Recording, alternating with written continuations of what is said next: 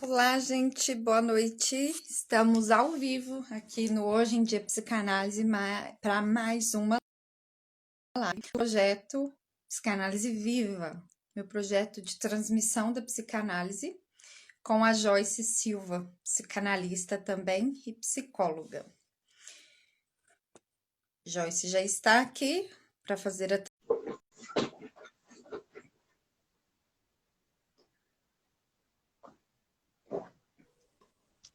Olá, boa noite. Oi, Joyce, boa noite. É um prazer mais uma vez estar aqui com você. O prazer é meu. Tem sido muito bom, né, Maria Bruna, fazer essas lives, essas discussões. Sim, inclusive atrasei um pouquinho hoje para entrar, porque eu estava em outra live com o pessoal da rede Psisamonte, mas estamos aí, Olha, gente. que Como é que legal. tá o frio Eu por aí, tava. Jó? Oi? Como é que tá o frio por aí? Muito intenso, muito forte. Já tô doida para entrar debaixo das cobertas.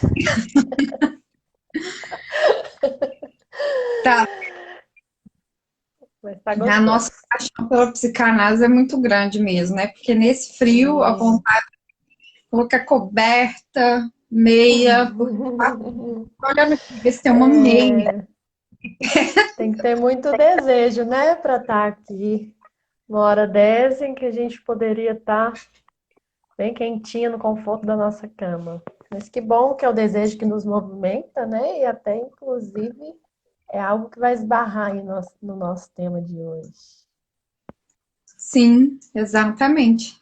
Então, acho que vamos, como sempre, a dinâmica de apresentação, para quem for entrando, quem não nos conhece, saber de onde que a gente fala, quem é a gente, que Sim, projeto é esse, né? sim, sim. Sim, sim, porque sempre tem alguns novatos, né? Então é importante a gente apresentar aí o projeto e a intenção desse projeto para as pessoas. Vou começar, posso? Claro. Gente, eu sou a Joyce Silva, sou psicóloga, trabalho aí com a psicanálise aplicada, terapêutica do consultório, né? Já faço aí meu tripé de formação há vários anos, na minha análise, supervisão dos casos que eu atendo e no estudo constante da psicanálise. Esse projeto com a Maria Bruna é fruto desse desejo de transmissão da psicanálise, né? A gente se conheceu aí há alguns meses, né, Maria Bruna? Nosso encontro ele aconteceu no Verde Mar, em um café, e foi ali que pela primeira vez a gente viu a afinidade que a gente tinha, né, principalmente no quesito do desejo de transmitir a psicanálise, e é uma parceria que tem dado muito certo.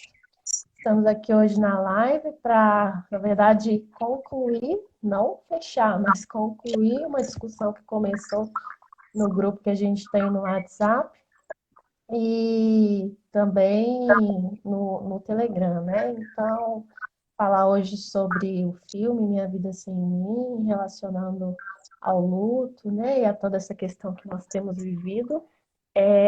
Transmitir, na verdade, algo que começou aí nessa discussão desse grupo, para o qual, inclusive, todos estão convidados. Aqueles que ainda não estão participando estão convidados a participar. Isso aí.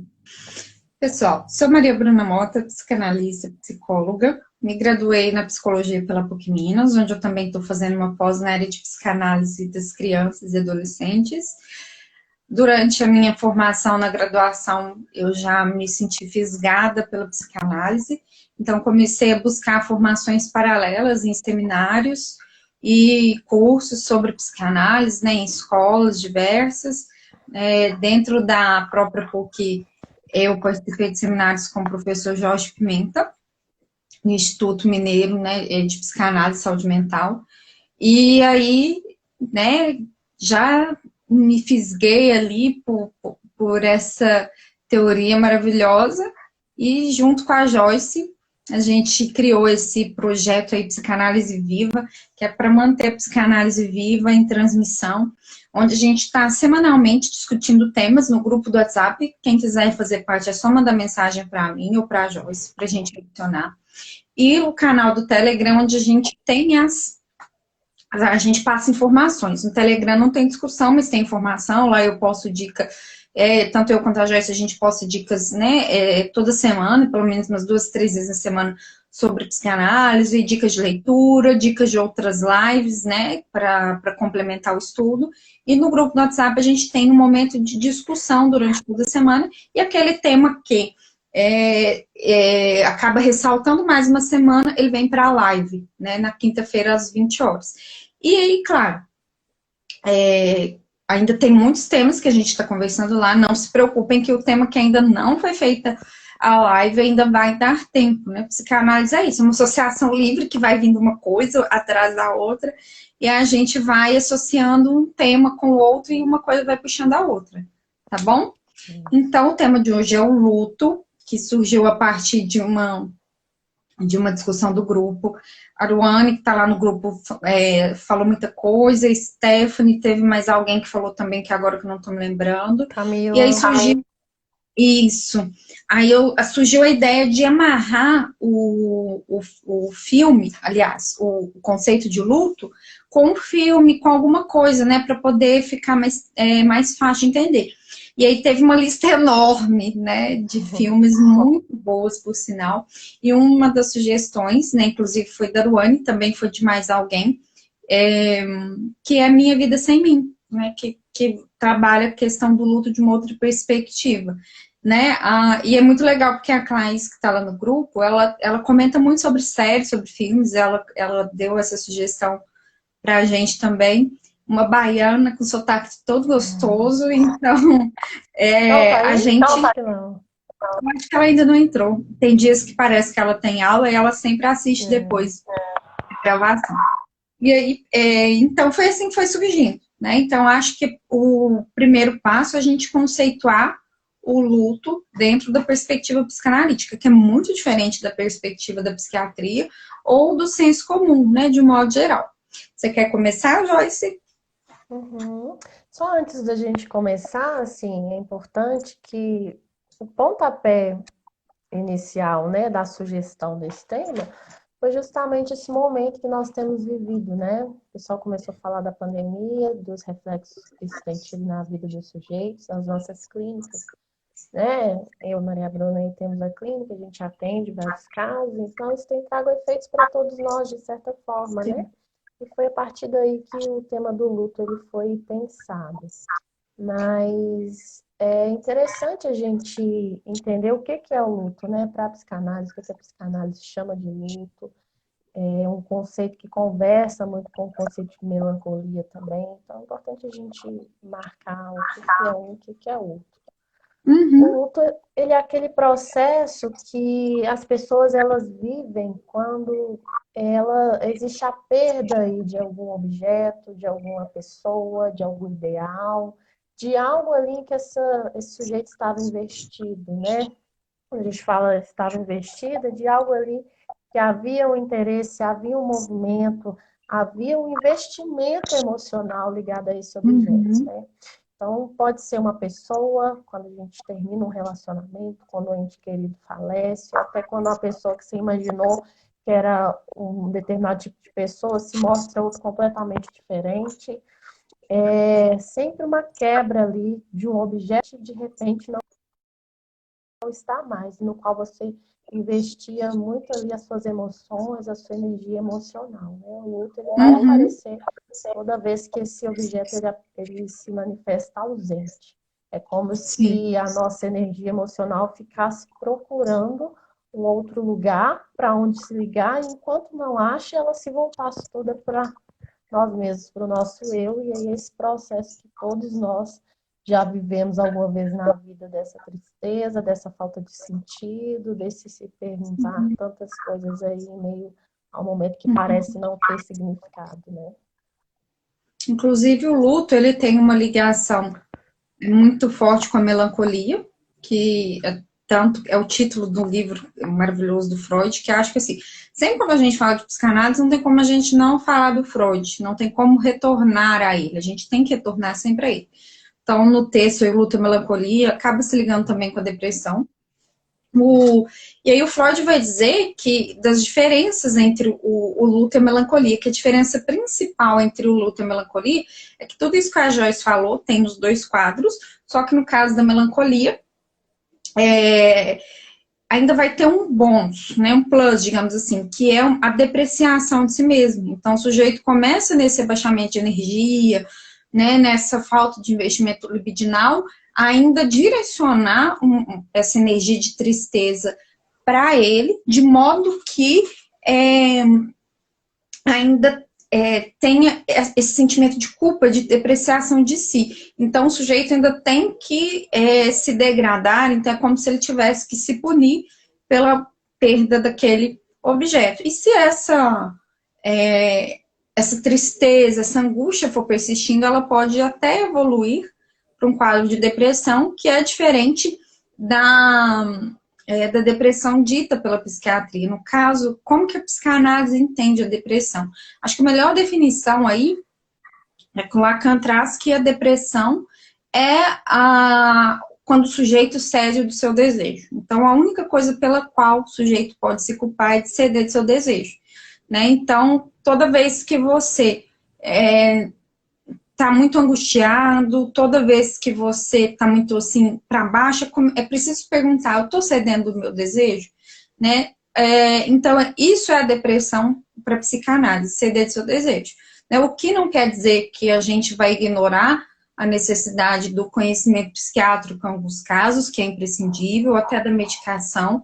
Eu acho que um psicanalista atrelado com o desejo do sujeito, ele tem que entender que, às vezes, em algum momento, faltam palavras, e o silêncio ele é importante para o processo de análise, mas há alguns momentos que não falar é muito ruim para o próprio processo do analisando. E, às vezes, em alguns casos, uma medicação ela vai dar suporte para essa fala.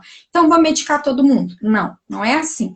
Mas é importante que a gente tenha colegas psiquiatras com os quais a gente possa conversar, ter a liberdade de encaminhar um caso, discutir, né? Eu gosto muito de trabalhar com psiquiatras que são também psicanalistas, que têm essa formação, porque o olhar é totalmente diferente.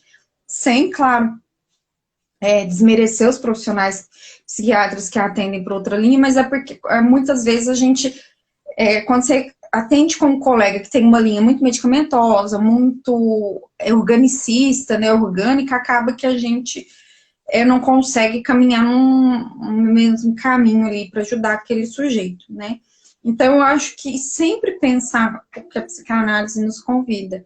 O que eu preciso para ajudar esse paciente? Qual que é o caso a caso desse caso? Esse caso é um caso de medicação? Não é um caso? O que eu posso fazer para permitir a ascendência do desejo desse paciente, né? Que quando esse desejo está sem investimento, quando o investimento está muito voltado para esse, a gente vê esse círculo de fenômenos, né? O luto, a melancolia, a depressão, enfim, né? E, claro, pode ter várias outras questões também a serem observadas. É interessante que naqueles casos mais graves, né, o próprio processo terapêutico ele se torna difícil, né? Ele se torna penoso, fica quase que agarrado, né? Tem casos de melancolia ou de depressão muito grave, em que é necessário sim um medicamento, até para que as sinapses, os processos neurais ali cognitivos, eles consigam fluir para que o sujeito tenha condições neurológicas de elaborar as questões dele, de compreender o que está sendo dito, de fazer as elaborações que são necessárias no processo terapêutico, né? Então, é muito importante a gente escutar nesse caso a caso aí. Quando é um caso de sim, caminhar para um psiquiatra para que seja aí, feita uma intervenção medicamentosa, e quando não, quando o próprio sujeito ali consegue se reorganizar e consegue caminhar. Essa escuta ela é delicada e é com muita supervisão que a gente consegue chegar nesse discernimento. Inclusive, assim, tem dados biológicos que muitas vezes a gente não pode ignorar. Às vezes a gente acha que o paciente está ali num quadro de delírio, de surto, quando na verdade ele está com a glicose muito alta. Né? Nunca esqueço de que a professora Silvane Carosi trouxe essa colocação numa aula falando dessa questão da ligação a gente estava estudando psicopatologia, então a ligação aí de casos de delírio, de surtos, e a glicose alta. Então, uma pessoa que está com uma glicose muito alta, uma pessoa diabética, com essa glicose descompensada, ela pode vir a ter fenômenos psíquicos de origem orgânica, né? Assim como tem psicoses ligadas ao consumo de álcool, enfim. Então, se a gente pensa nisso no processo de luto, a gente tem que pensar. A psicanálise entende que não tem um tempo certo para viver o luto, diferente da psiquiatria, que vai entender que o luto ele tem um processo, que depois de tantas semanas aquilo já é patológico. A psicanálise não vê assim. Entretanto, eu preciso entender a linha da história de vida daquele paciente, daquele sujeito que está ali comigo. E se tem alguma coisa que não está, assim, casando com a história de vida dele, que está nos interrogando, então é preciso a gente perguntar o que está acontecendo, né? Esse luto é um luto do sujeito mesmo, ou já está sendo algo patológico? Porque a psicanálise vai falar muito disso. Colocar a gente para interrogar e pensar. O que é patológico, o que é, entre aspas, normal, né? Porque a gente não utiliza esse termo, mas só para vocês entenderem. Mas o mesmo sintoma, vamos pegar essa questão do luto, né? O mesmo fenômeno, ele pode ser patológico para uns e tá ligado à normalidade para outros, né? Igual tem aquele conceito de adolescência patológica, adolescência normal, né? Síndrome da adolescência patológica e tal. Então, são alguns exemplos aí para a gente pensar nessa questão do luto, né? Porque, o sujeito não tem um processo certo ou errado de ver o luto para psicanálise, mas o sujeito também vai ver o luto para sempre. Se esse sujeito deixa de viver, deixa de investir a sua libido em si mesmo de forma, né, a elaborar suas questões e de investir no outro, nos objetos de amor, então tem alguma coisa que não tá legal, alguma coisa que não tá caminhando para uma pulsão de vida, né? E a gente precisa equilibrar a pulsão de vida e pulsão de morte, que está em constante movimento, para essa libido se organizar. Porque se o sujeito fica no luto, alguma coisa, né, não vai ser legal para ele. A gente está já vivendo um processo de adoecimento dentro do luto. E a gente entra até numa questão que foi levantada no grupo, né? Se não me engano, foi a Camila que levantou essa questão. Camila, se tiver aí, dá um exemplo pra gente. Como é que ficam naqueles casos em que o sujeito ele passa por vários lutos muito significativos ao mesmo tempo, né? Ela citou o exemplo de Brumadinho, em que muitas pessoas perderam muitas pessoas queridas, perderam muitas coisas, foram muitas perdas ao mesmo tempo, né? Então, pensar nesses casos, pensar em como cada sujeito vive o seu luto, né? É algo aí dessa construção que a gente faz na clínica, né? Enquanto a gente está acompanhando esses casos. É claro que cada sujeito vai aprender isso de uma forma, não dá para dizer a todas as pessoas que foram vítimas dessa violência em Brumadinho, elas estão vivendo da mesma forma, não dá para a gente dizer isso, né? Mas é ali na escuta individual que a gente vai sentindo, a gente vai percebendo como que o sujeito está vivenciando essas perdas. Há perdas que são de fato avassaladoras ao ponto de trazerem um processo de luto muito intenso, quase que uma desistência da vida. E a gente tem que tentar manejar isso para que esse desejo, essa chamazinha de desejo que ainda existe ali, ela não se apague, né? Talvez o nosso papel nesse momento ali de emergência, de desastre, seja ficar ali conservando essa chamazinha de desejo que ainda existe, que ainda sustenta o sujeito ali de alguma forma.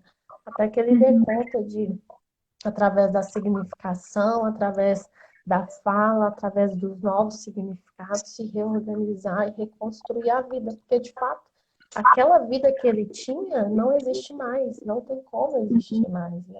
Então, nosso trabalho nesses casos de lutos muito intensos, de perdas muito significativas e às vezes de várias perdas juntas, ele vai passar por isso, né? Ajudar o sujeito a construir novos significados, a construir uma nova vida a partir daquilo ali que ele viveu. Né? Reelaborar, né? Ressignificar. E pensando nessa questão de Brumadinho, de Mariana, né? Eu lembro que quando a notícia chegou até mim pela televisão, eu chorei. Eu fiquei muito triste, né? Eu sou paulista, mas eu moro em Minas tem muitos anos, então eu tenho um amor por Minas Gerais imenso. Eu amo cidades históricas, esses vilarejos. Já cheguei a conhecer Mariana, Brumadinho também. E eu chorei, e quando fez um ano da notícia que tem os especiais, eu chorei também, né? E aquilo me chegou de alguma forma, né? Então, claro que eu acho que não dá nem para comparar, mas a psicanálise também me propõe comparações. Mas, assim, eu entendo que o que eu vivi foi de uma ordem diferente de quem estava lá. Claro que nisso não dá nem para pensar, né? Mas a gente não pode falar que são sofrimentos maiores ou piores, são sofrimentos diferentes, né? Uma discussão lá no grupo, essa questão, como que fica o luto na questão da pandemia, né? Até o nosso projeto, a nossa live, atrasou uma semana para começar, justamente porque no dia da primeira live eu perdi meu pai, né? Então a gente adiou, né? E eu até agradeço muito o carinho do pessoal que está lá no grupo. Todo mundo mandou mensagem, todo mundo me acolheu, e naquele momento, claro, não tinha como fazer outra coisa que não vivenciar aquilo que eu estava vivendo. Então, assim, sinto muita vontade agora, né? Estou nesse processo de ressignificar isso, mas consigo falar hoje mais tranquilamente disso. Então, vou falar, assim, o que veio a posteriori, né? Porque no começo é uma coisa e a gente vai vivendo a posteriori outros sentimentos. Viver o processo de luto na pandemia é muito complexo, porque, ponto 1, meu pai ficava em São Paulo para tratamento de saúde, e nós, né, moramos aqui em Minas, né, eu, minha mãe e meus irmãos. Então a gente ficou naquela, a gente vai, não vai, que hora que vai ser o velório, como que vai ser, né, então fomos. O velório foi muito rápido, 1 hora de prazo tanto no velório, 1 hora de prazo no cemitério, por causa dessa questão toda de Covid. E no estado de São Paulo ainda tem um plus, que é o quê? Todo caso de adoecimento respiratório, ele é tratado potencialmente como caso de Covid. E o meu pai faleceu em decorrência de um quadro de DPOC, né, que doença pulmonar obstrutiva crônica. Então ele tinha uma questão em decorrência de um enfisema, que foi piorando ao longo do tempo. Então, foi um velório de caixão fechado, a gente só viu o rostinho dele, e assim, na hora eu nem pensei nisso, mas a posteriori, né, como a gente pensa nessa questão dos traumas na psicanálise, não é a vivência em si, mas como isso surge para o sujeito depois, eu comecei a pensar nisso, né?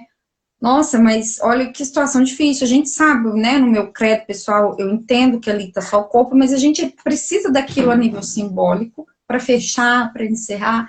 E a gente não teve esse direito, né? Porque é muito diferente. Por mais que a gente viu o rosto, você quer pegar, você quer colocar a mão. E por ser um quadro pulmonar, foi tratado como possível caso de Covid, né? Fico até pensando se não entrou para a estatística de Covid. E aí é muito triste, porque a gente fica assim, nossa, podia ter sido diferente. A gente sabia que ele não tinha Covid, porque ele estava em casa desde muito antes da quarentena, ele já estava no oxigênio, ele já estava em casa, minha tia cuidava dele há muito tempo, então a gente sabia que não era isso, né? Mas por causa das leis do estado de São Paulo foi tratado assim. E aí fica aquela coisa, eu entendo perfeitamente que a gente está num momento muito atípico, eu penso na questão do bem comum, do coletivo, né, dos riscos que essa situação nos coloca, e que a gente não pode pensar só em si, mas ao mesmo tempo eu penso no sujeito, no 1 a 1, como que cada um está vivendo essa situação, porque para mim foi muito difícil, mesmo, né, tendo um processo de análise de anos, mesmo tendo suporte dos amigos, da família, eu fico pensando em pessoas que não têm, talvez, todo esse suporte, eu fico pensando em pessoas que não tiveram nem como fazer o velório, né, nem como ter esse momento simbólico, que é tão importante para o processo de luto. Então, eu fico assim, eu fico muito indignada com muita coisa, né, então, assim, estou trazendo agora a minha experiência em consonância com a psicanálise, com esse real que nos toca, porque é algo que aconteceu bem nesse momento, para exemplificar. Mas eu sei que o que eu passei, o que eu passo, não tem nada a ver com de uma outra pessoa, cada um vai viver de uma forma, mas assim, é muito avassalador, realmente, de fato, é muito difícil, né, viver um luto no meio de uma pandemia. Acho que viver qualquer processo no meio da pandemia é muito difícil. a gente é um real que não tem o que dizer. E, gente, assim, acho que ninguém nunca imaginou. A gente estudou tudo isso na escola, na disciplina de história, pandemias e tudo. Acho que ninguém imaginou que ia passar por isso, né? E Estamos aqui passando. de pandemia, assim, embora cada sujeito ele apreenda, ele viva de uma forma, creio que a maioria das pessoas tem vivido vários lutos, alguns maiores, alguns menores, né?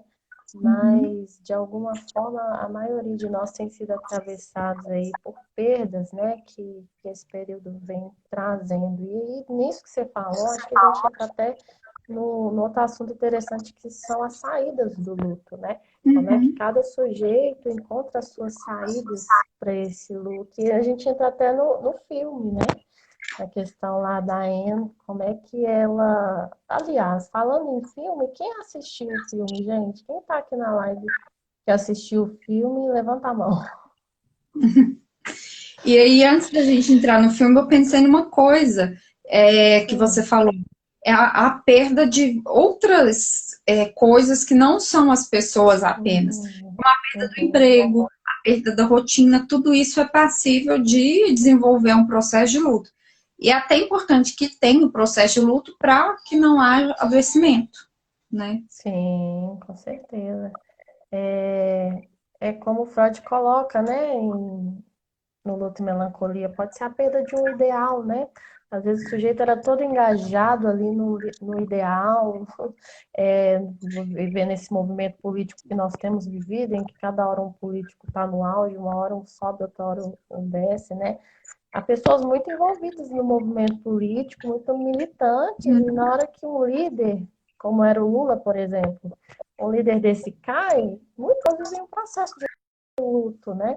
Na hora que um líder como o Bolsonaro começa a ser desmoralizado, muitas pessoas vivem um processo de luto. Então, tem todo um ideal aí envolvido nessa questão. Não é só o luto por uma perda de uma pessoa, né? Ou de um animalzinho que você gostava. Às vezes é a perda de um ideal mesmo, de uma imagem que você tinha, que a gente tinha de uma certa pessoa, né?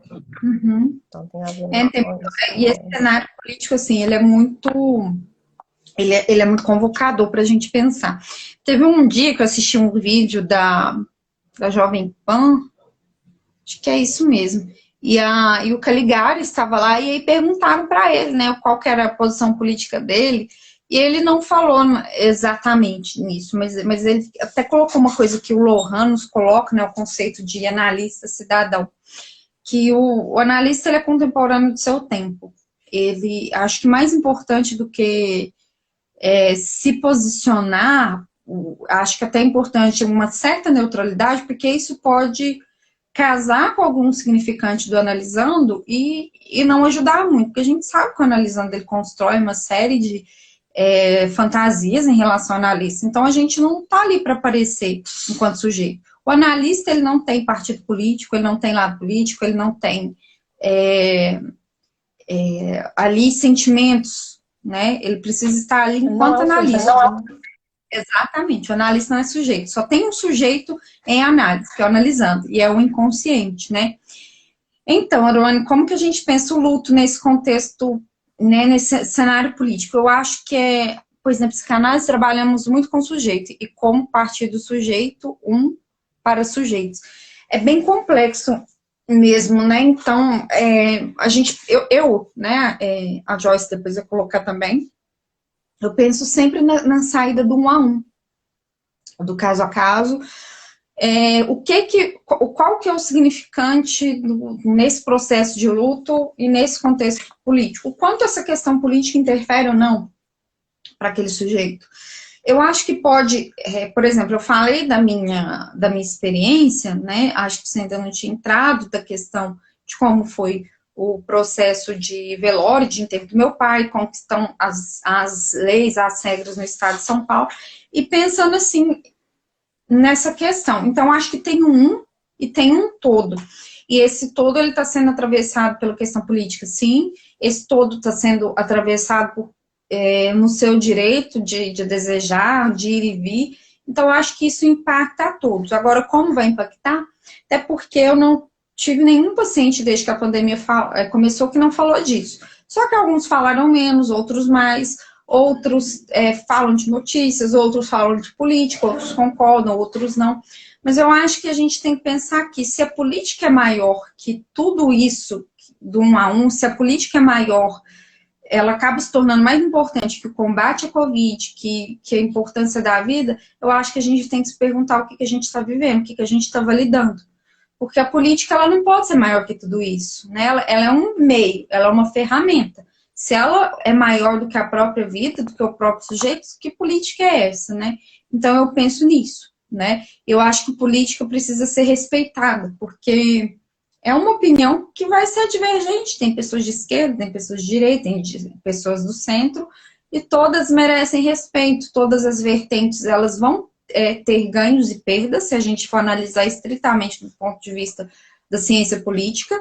Então, a gente vai ver vantagens e desvantagens. Então, eu acho que o mais importante é tomar cuidado com o nosso posicionamento enquanto analistas, né? Tomar muito cuidado com o que a gente coloca, né, até para não atravessar mais o sujeito que está atravessado. E você escreveu lindamente, Aruane, hoje vivemos uma política maior que o sujeito. Eu acho que esse é o grande problema. Né? Então, a política se torna maior que as minorias, se torna maior que o bem comum, se torna maior que 1 a 1, que o caso a caso. Né? Então, assim, essa é a minha visão a respeito desse momento que a gente está vivendo. Sim. Acaba que a vida, né, social, ela tem atravessamentos da nossa clínica, né? Não tem como ser diferente, mas acho que de tudo o mais importante é saber que, como sujeito, a gente tem as nossas convicções, a gente tem as nossas preferências, a gente tem as nossas críticas, mas ali no consultório só há um sujeito, que é o analisando que está diante de nós. Então, independente da posição política que aquele analisando tem, se ela vai ao encontro ou se ela vai contra a nossa posição de sujeito, isso não interessa ali. O que interessa são os significados que cada um dá. Eu me lembro agora de uma paciente que falava de uma raiva do Bolsonaro, porque lembrava muito o pai dela, o autoritarismo do pai. E ela tinha várias questões aí com o pai. Então, é nessa particularidade, nesse significado individual que a gente vai tentar escutar todas essas questões. E aí, quando a gente vai ver essa questão política, realmente é muito mais uma identificação que o sujeito teve ali, algo que aquela pessoa representa, do que a figura em si, né? Isso que essa paciente viveu com Bolsonaro, alguém pode ter vivido com Lula, pode estar vivendo com Dória, com Witzel, ou com qualquer outra pessoa. Com patrão. Significantes, né? Que vem aí como uma representação de alguma outra coisa, né? Sim.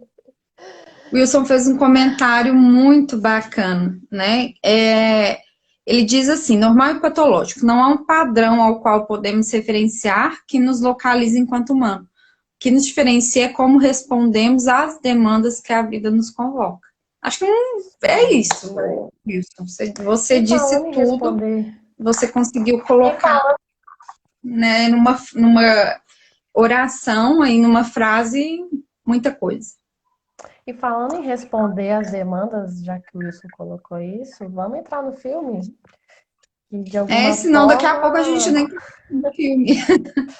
De alguma forma, a protagonista aí, todo o movimento que ela faz é para responder, não a uma demanda, mas a um real que se apresentou ali diante dela, né? Eu perguntei no início quem assistiu ao filme, inclusive quem tiver assistido, tiver contribuições, já pode comentar aí, tiver dúvidas ou apontamentos, já pode comentar aí, mas eu achei muito interessante, assim, a forma como a coisa se desenrolou, né? Para quem não assistiu, é uma jovem de 23 anos e tem uma família e mora com o marido, com quem ela se casou próximo dos 18 anos. Tem uma filha de 6 anos de idade, uma de 4 anos de idade, só aos 23 anos. O marido com quem ela se casou foi o único homem com quem ela teve contato sexual, e deu o primeiro beijo e o único beijo nele e tudo mais. E de repente ela é surpreendida com a notícia que ela tem apenas 3 meses de vida em decorrência de um câncer muito avançado. E isso mexe com toda a história dela e faz ela repensar várias coisas e tentar buscar uma saída, né, para esse real que a atravessou aí. E é aí que ela começa a escrever. Na verdade, não começa a escrever, né? Ela encontra algumas saídas aí para deixar um legado aí para o marido, o, para a mãe, para as filhas, e começa a se perguntar mesmo, né? Como é que ela vai fazer diante de uma vida em que ela não aproveitou o suficiente, em que ela não viveu o suficiente, como é que ela vai poder fazer isso nesse curto espaço de tempo que resta? E é isso que ela começa a fazer. E achei bem interessante essa saída que ela encontrou, né? De deixar aí um legado para as filhas, deixar um recado para o marido, de buscar um novo amor, buscar ter outras experiências, que foi algo que até então ela não tinha vivido, né? Então foi uma saída bem curiosa, bem interessante que ela encontrou. E eu queria ouvir os comentários de vocês, o que que vocês acharam, o que que vocês têm a dizer sobre isso. Como que o filme impactou cada um de vocês, né? Ou quem não assistiu, o que entendeu a respeito disso que a Joyce colocou, né? O que indaga. Então, assim, eu fiquei pensando muito nessa questão do luto dela com ela mesma, né? E da imaginação das fantasias que ela construiu em relação à família, em como eles viveriam ou não, o desejo de que o marido encontrasse uma outra pessoa, e aí, curiosamente, eles ganham uma nova vizinha, que tem o mesmo nome que ela, é tão jovem quanto ela, né, e que, assim, dá a entender no final do filme que, de fato, ela fica com o esposo, né, da personagem principal, cuida das filhas e tudo, né, então, acho que a saída, né, que ela encontra a partir ali da palavra, do que seja escrita, que seja falada, né, é muito bonita, né, acho que vai de encontro ao que a psicanálise propõe, e penso também, né, na forma legítima de querer viver os desejos, não de uma forma inconsequente, loucamente ou desapropriada, mas de formas simbólicas. Então, ela vai buscar fazer outras coisas ali naquele momento, sabendo que ela tem 3 meses de vida, e que, ironicamente, justamente por ser muito nova, o câncer iria avançando de forma muito rápida, que se ela fosse mais velha, o câncer demoraria mais tempo e poderia ser operado. Então, ou seja, ser novo e ser velho não são significantes absolutos, nada é absoluto.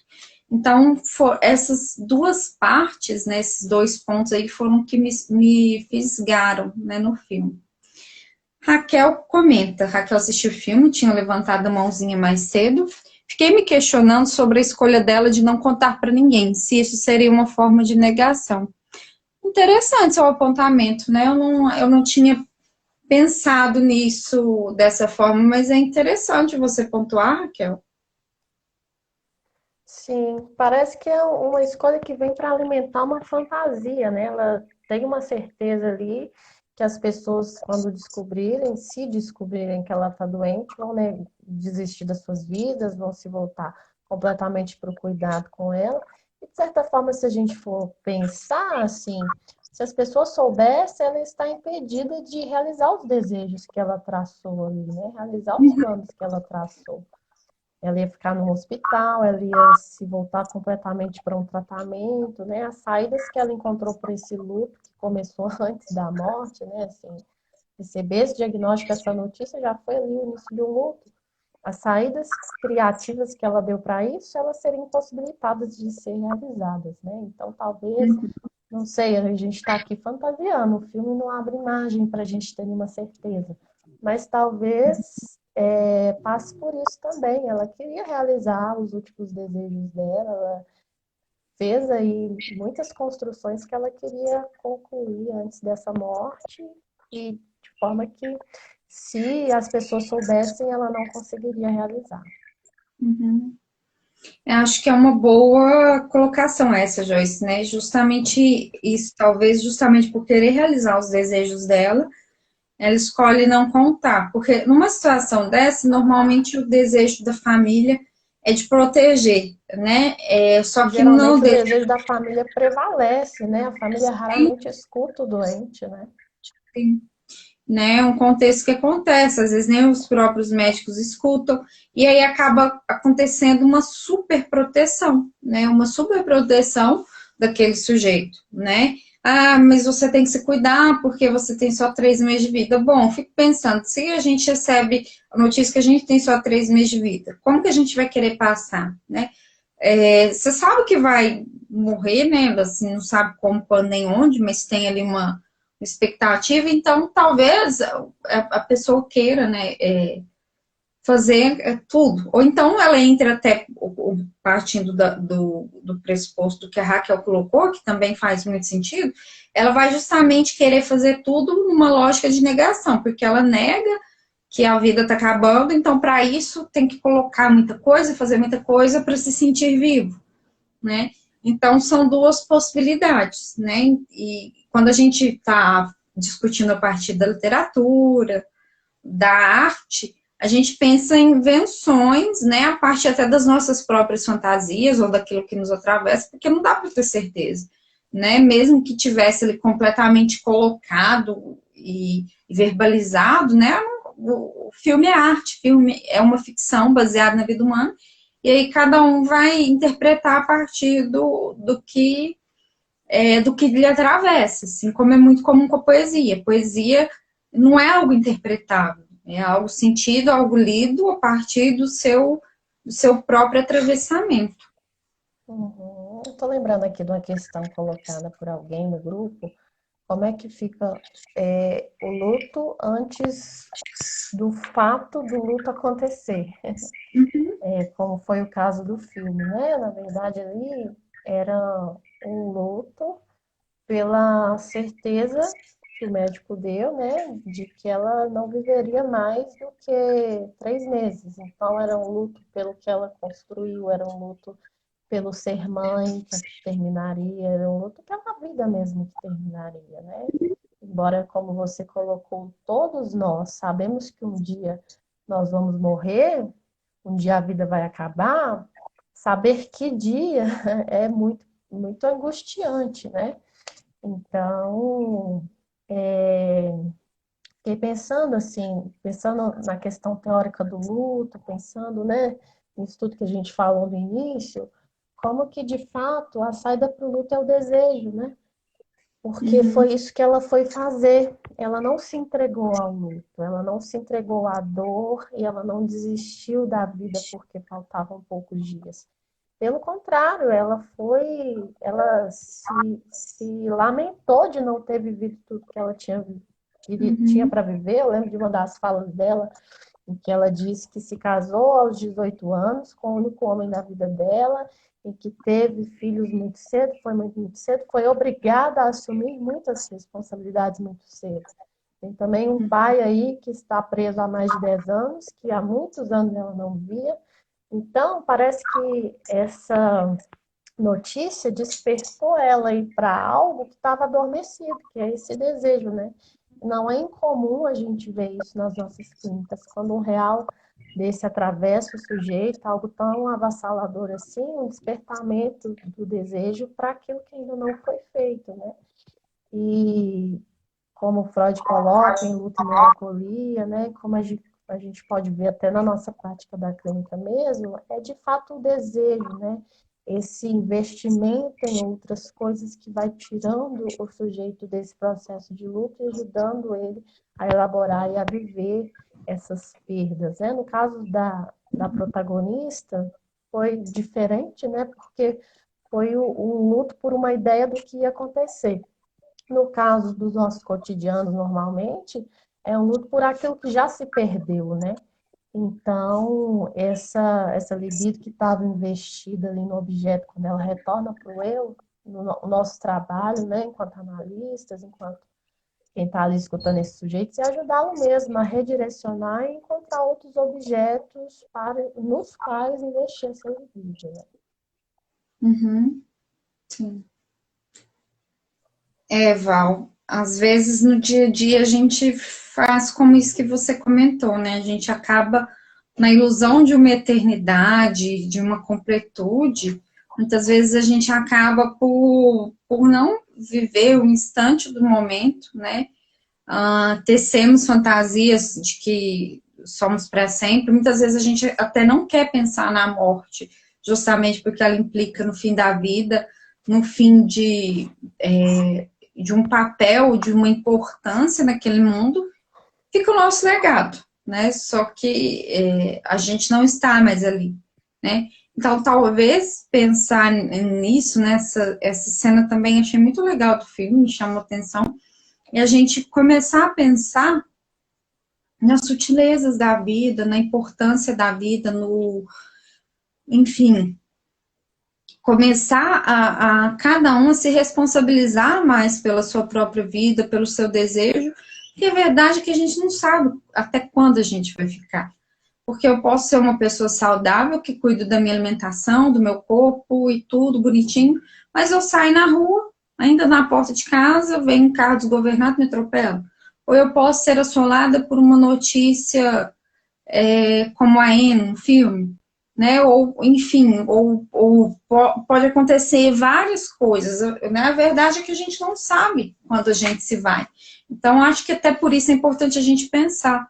A gente está desejando o que a gente quer o que a gente deseja, a gente está assumindo a responsabilidade do nosso desejo, a gente está cedendo dele, né? No nosso desejo de analista, o que está prevalecendo ali na sessão, né? Sou eu, ou eu analisando, porque se estiver sendo eu, está na hora de buscar análise de novo. A sua colocação põe muita coisa para pensar. Val colocou uma questão. E qual seria, então, a forma de elaborar a questão da morte? Esquecê-la no dia a dia ou fazê-la presente? Falar sobre ela, criar outras formas de ver a condição da finitude. Já ouvi de uma amiga, não pense em momento nenhum sobre a morte da minha mãe. Vou lidar com isso quando acontecer. Cada um vai lidar com isso de uma certa maneira, né? Não me lembro agora se Freud ou Lacan fala que o inconsciente ele não compreende o fim, né? Essa ideia de morte de fim, ela é incompreensível para o inconsciente, né? Então, por mais que a gente... Hã? É Oi? o Freud que fala sobre Foi isso. É o Freud, próprio né? Freud. Então, assim, o máximo que... A morte é um real, assim, muito avassalador, muito inominável, muito difícil de se falar, né? Até uma discussão como essa provoca desconforto de muita gente em todos nós. Então, cada sujeito vai encontrar a sua forma, mas por mais que se fale sobre a morte, a gente nunca vai encontrar um significante que consiga aí abarcar toda essa angústia que isso traz, né? E não é à toa que nós todos vivemos tão distraídos na nossa vida, sem pensar que um dia ela vai terminar, porque isso seria angustiante demais. Mas há sujeitos que sim, que se perguntam, que se questionam, que gostam do tema e que se investem nisso, mas fato é que viver a morte, falar da morte, esse real que é a morte, é um atravessamento muito grande e um real muito difícil de ser elaborado, de ser nomeado. E aqui a gente está falando da morte porque foi o tema do filme, né? Mas como a gente colocou, assim, o luto ele não está só ligado à morte, não. A morte de uma pessoa, não. O luto ele está ligado à perda de qualquer objeto aí, objeto vivo ou inanimado, que estiver Uhum. carregado de energia psíquica. Né, qualquer objeto que tem investimento libidinal. E acho que a própria. Eu acho muito bacana a psicanálise, né? Porque na nossa própria fala, muitas vezes a gente já traz uma resposta, não finita, né? Mas uma resposta. A própria colocação, Val, é muito linda que você fez, né? Quando você termina a frase dizendo, né? Falar sobre ela, né? Sobre a morte e pensar outras formas de lidar com a finitude, né? Talvez essa seja uma saída possível, né? E é isso, né, Wilson, que você coloca também, a análise do sujeito, Só do lugar de analista e sobre transferência, exatamente. A análise dos discursos de um personagem da arte possibilita construções como essa experiência aqui. São experiências bem-vindas para a gente pensar e elucidar o que a gente vive na clínica, o que a gente vive no consultório de rua, no CRAS, no SUS, ou qualquer lugar que o analista seja convocado a atuar e se coloque para atuar no seu desejo de analista, né? Então, eu acho que o discurso com a arte, ele acaba possibilitando não uma conclusão, mas esse continuar a repensar, né? As invenções, as saídas, né? E ajuda a trazer algo aí do simbólico para discussões que muitas vezes são atravessadas pelo real, como essa questão da morte, né? O nosso psiquismo nem sabe o que é a morte, porque a gente não tem registro de morte, a gente só sabe que é morrer depois que cada um morre e a gente tem, então não tem notícia, ninguém voltou para contar como que é. Por isso que o mais difícil para o ser humano é a perda, né? O sujeito não quer perder. Então, acho que a morte ela é tão difícil para cada um, né? Porque o luto, porque ele envolve a perda, né? Não é talvez a morte em si, porque a gente não sabe o que é morrer, mas a gente sabe o que é perder. E nisso a gente sabe o que é perder o emprego de sonhos, o ente querido, né? Ou um curso que a gente queria fazer, enfim, ou qualquer outro objeto que a gente investiu libidinalmente. E a gente sabe o que é perder desde muito cedo, né? Foi muito cedo que a gente perdeu a mãe. Vamos falar aí de uma cena edípica, né? Foi muito cedo que a gente perdeu esse ideal e esse registro ele fica lá no nosso inconsciente para sempre, né? Então, ninguém melhor que o neurótico para saber o que é perder. Mas, em contrapartida, foi a partir dessa perda desse objeto de amor impossível que nós podemos amar outras coisas, né? Então, a perda, aí, em certos sentidos, abre caminhos para outras coisas, para outras escolhas, para outros significados, para outras vidas. Então, não está tudo perdido, não. Às vezes, perder é só uma aposta para conseguir várias outras coisas. Perder é uma forma de encontrar, né? Sim, muitas vezes. É isso que a gente. Não só isso, né? Assim, mas é nesse movimento que a gente ajuda os sujeitos que estão em processo de luto, né? A encontrarem outras saídas no meio dessa dor e dessa angústia que é o luto.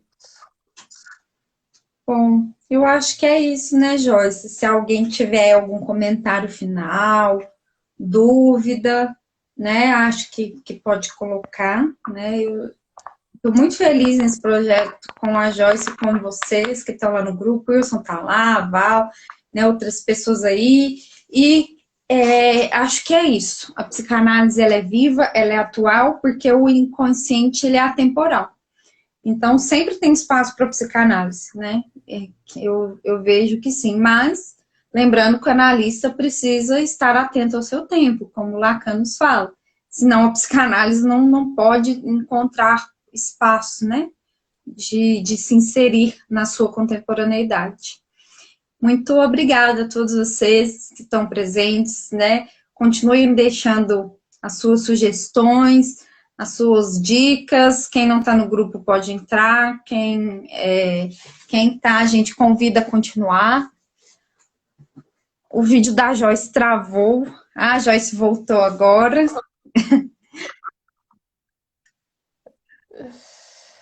O seu tinha sumido para mim também. Mas já voltou ao normal. Mas acho que é Ao isso, vivo é assim. por isso que a gente está aqui, né? Por essa transmissão, por esse espaço que ainda existe para a psicanálise, que sempre vai existir.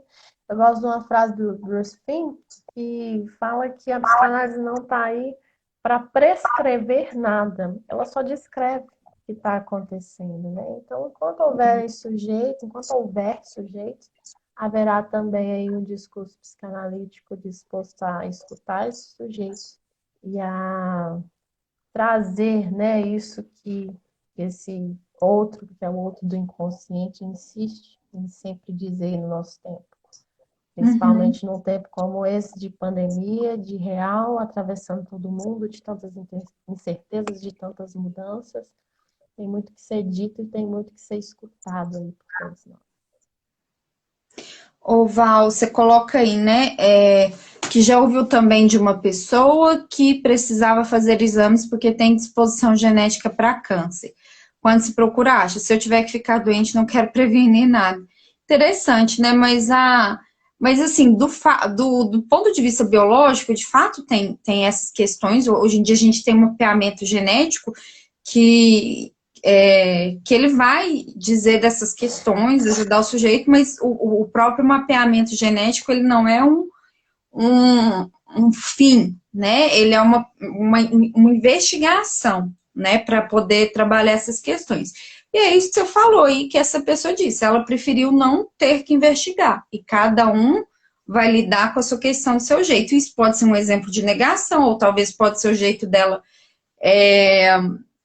pegar essa questão da vida, né? Ela pode estar lidando com a vida dessa forma, né? Raquel também comentou, acho que o que assusta na morte é o não saber, o vazio. E vazio é angústia, né? É real, é esse objeto A que a gente não sabe o que é. É o que é, né? É o que é sem ser simbolizado, né? E a gente precisa desse real também para o nosso psiquismo, né? A amarração aí do simbólico, imaginário e real é que dão a sustentação à neurose. Se é que a gente pode dizer que é a estrutura mais saudável, que eu acho que não é, não sei se a gente poderia aplicar essas normas, né? Mas assim, essa estrutura que as pessoas, né, no senso comum entendem por saudável, né? Mas enfim, é a saída de cada um. Da perda do objeto ideal até o momento nomeado, falência de múltiplos órgãos, experimentamos várias perdas. Exatamente, né, Wilson? Esse momento de descoberta de um diagnóstico até a falência total, ele é marcado aí por várias perdas, e cada um vai sentir de um jeito o seu real. Sim. Mas é interessante, assim, como é que a partir de um tema que é o luto, a gente puxa várias gavetas, né, que dá pra gente fazer aqui infinitas lives sobre todas elas. Esse trabalho nosso aqui, ele é bem difícil de tentar fechar em cada uma dessas gavetinhas e trazer uma contribuição, por mínima que seja, né, para cada uma delas, para que a gente não encerre, mas fomente ainda mais essa discussão, né? Então, o que a gente tenta fazer aqui, que a gente sempre fala, é isso, é amarrar uma discussão para que ela possa continuar, e não para que ela se encerre. É o que a psicanálise diz que é a única regra, né? Associação livre. Uhum, sim, com certeza. Pessoal, muito obrigada a todos vocês por estarem aqui com a gente. Mais uma vez, a gente agradece a quem está no grupo, convida a permanecer enquanto seu desejo estiver nesse sentido. Aquele que desejar estar com a gente, é só chamar a gente no direct para a gente adicionar no grupo. E participar do canal Telegram para acompanhar notícias, né? Porque eu acho que todos nós aqui somos parceiros. Eu sempre gosto de divulgar material de outros colegas, porque a psicanálise se faz em transmissão. Ninguém faz psicanálise sozinho, né? Então, acompanhe a gente. Semana que vem, 8 horas, vai ter mais uma live. O tema ainda não sabemos, porque vai depender de vocês que estão lá no grupo, de quem vai entrar, discutir e sugerir os temas, tá bom? Joyce, obrigada. É um prazer estar com você nesse desejo. Prazer é meu, Maria Bruna, e vamos juntas aí nessa caminhada e junto com esse pessoal que também tem esse desejo enorme de aprender e de transmitir a psicanálise. Um Isso abraço para mesmo. todo mundo. Até semana que vem, pessoal.